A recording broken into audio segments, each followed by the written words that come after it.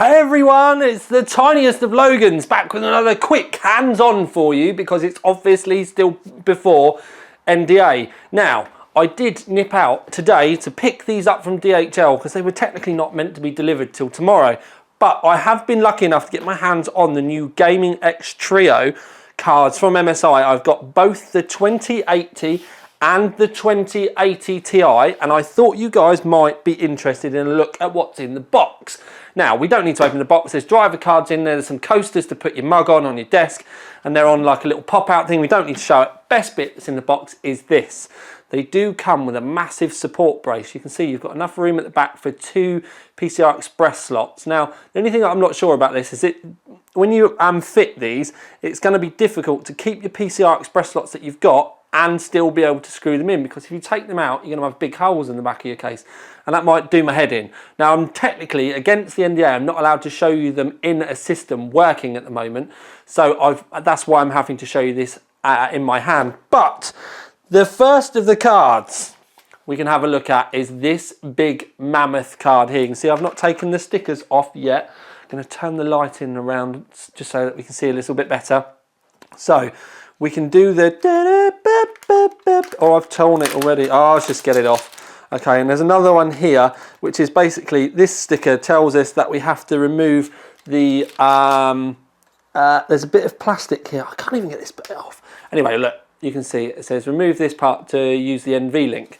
So you unscrew this plastic part and it means you can use the NV link. So that's the end of that. So things that we do need to talk about, it's got standard inputs on the back for the new 2000 series. So we've got USB-C, you've got 3 display ports and a HDMI. One thing you can see though is this is a 2.5, almost a 3 slot card. It's not got the extra 3rd slot for actually bolting it in though. Other thing that we can see is it's actually quite thick. So there's your PCI slot width. You can see you've got all this extra girth on the card. Woo, that's what she said. Lovely dual textured patterned back plate. It's just like the trios of the old ones. You can see that they're dual direction. One goes one way, one goes the other way. That's why they catch the light differently. 2 8-pins at the back.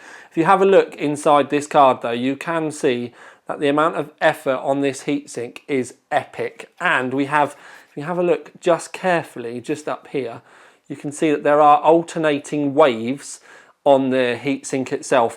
And if I zoom you in so that you can have a look inside the fins, you'll see what I mean. So you have a fin on one side and then not on the other side.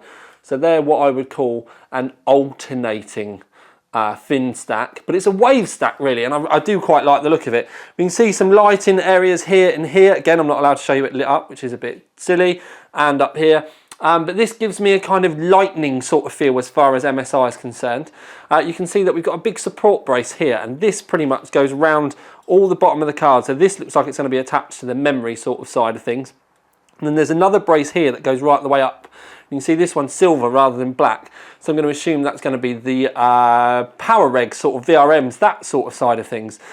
Underneath this heatsink, I will do a complete strip down in the main review, but there are thermal pads on the back of the card as well. So this is going to be a warm heatsink. It's not just there for looks. There is some stuff that it's actually going to be doing. We can see an awful lot of capacitors and chokes all down this side as well. Now, that is the 2080. If we look at the 2080 Ti, it's pretty much the same, apart from, look at all those extra power connectors. So you've got 2 8-pins and a 6-pin. Now on the standard card, the 2080 would have had an 8-pin and a 6-pin. The 2080 Ti would have had 2 8-pins. So we've obviously got 2 8-pins on the 2080, and then on the 2080 Ti, they've added an extra 6-pin on there. So it'll be interesting to see if it does make any difference with the performance differences. Also, something that I was quite surprised with is if you put the cards side by side, normally the extra pin that we've got over here is just missing on the lower end card, but it's actually a different PCB, and you can see it's been cut differently, it's cut out differently, there's different spacing, and even the traces on the corners are slightly different.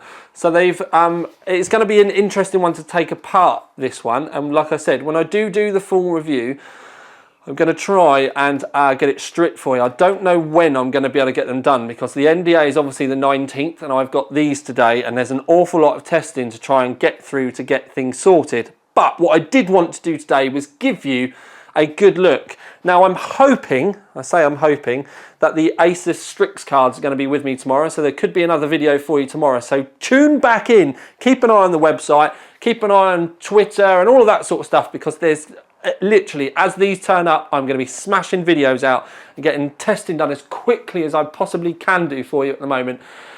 And yeah, we're going to see whether you should be spending your hard-earned money on these new 2000 series cards. But for now, at least, ding, Time Logan out.